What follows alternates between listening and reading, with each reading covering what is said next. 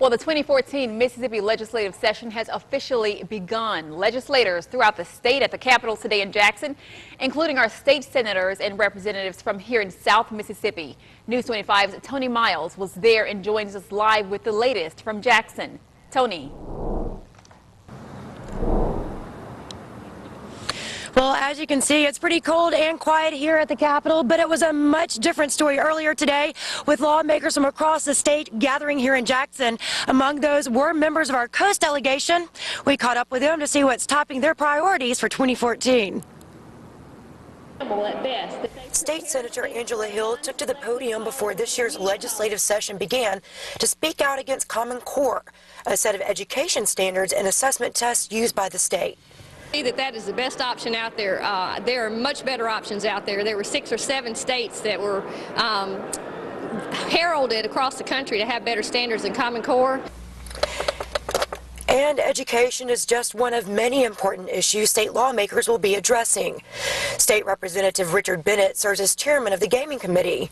While there's been talk of legislation allowing online gaming, this South Mississippi representative says don't bet on it just yet. Well, this year we're going to study the issue. We're going to let New Jersey and Las Vegas take the lead on that, and we're going to see what they do and how it works out there. State Senator Michael Watson has represented South Mississippi in the state legislature for 7 years. And each of those years, post-Katrina insurance increases have been a major issue, especially for the Coast delegation and residents. He says he's introducing a bill that would allow homeowners to put insurance into their own hands. One that's I think has a really good chance this year is called a catastrophe savings account.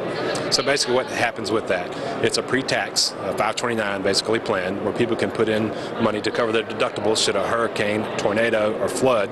People need to understand, you say hurricane, catastrophe savings account, they think it's just coast. It's not. State Senator Watson says he will also support legislation to help fund training for the Mississippi Highway Patrol to put more troopers out on state roads as more patrolmen retire.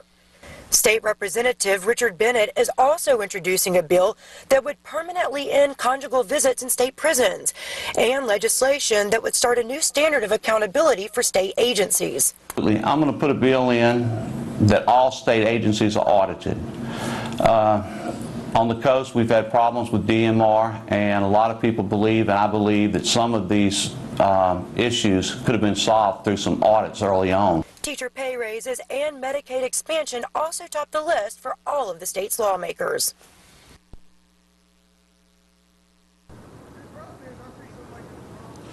And it was a big day for Coast resident Jeremy Anderson. News 25's Mark Armstrong shows us why. Go ahead and roll. President and newly elected state representative Jeremy Anderson drew a lot of attention today, especially as a freshman legislator. He was all smiles for the camera, and for good reason. He's 22 years old and goes down in history as the youngest person to serve in the state legislature. Like I said, a different perspective will be offered because I am young. I'm very energetic, so I'll be able to use that to my advantage. Also, I'm going to be able to work on both sides. I don't see party lines. I'm going to do what's best for my constituents and what's best for this state. Longtime Coast lawmakers were on hand to greet Anderson and offered to share advice if needed. Anderson tells us that his youth is an advantage in some ways. It's, like I said, a big responsibility, and it's a responsibility that I set out to have. I mean, one of my goals was to inspire a generation of leaders who for so long have been forgotten about, and I've done that. I've received. In Jackson, Mark Armstrong, News 25. Legislative session is wrapping up in Jackson this week as the last bills come through the House and the Senate. News 25's Alyssa Meisner is up in Jackson today and joins us live from the Capitol to give us a recap on the 2014 session. Alyssa.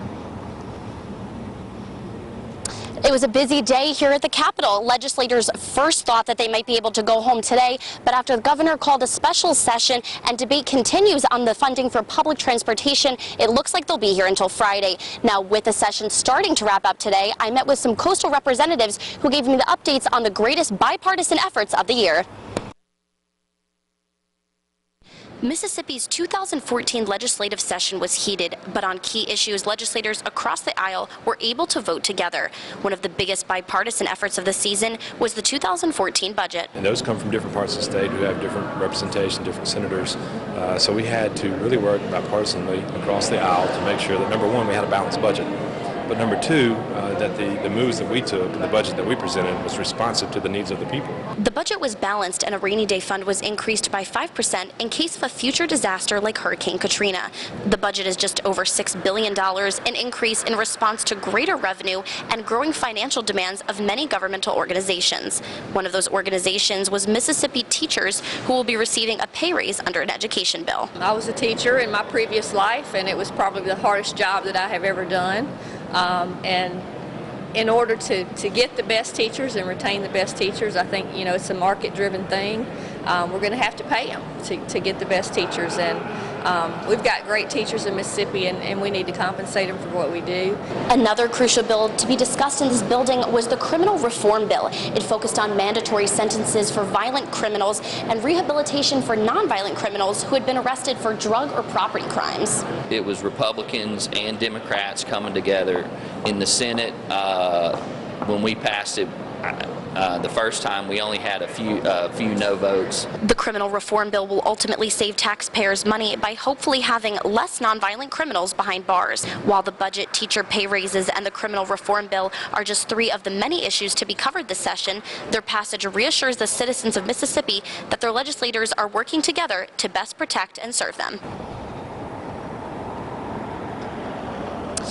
Now, one of the last bills to pass the House and be headed to the governor's office today is Katie's Law, which deals with DNA testing, making it easier to catch criminals. The debate still is continuing on the funding for public transportation, so they will reconvene for a session tomorrow and could even go into a special session if an agreement is not reached by Friday. Reporting live in Jackson, I'm Melissa Meisner.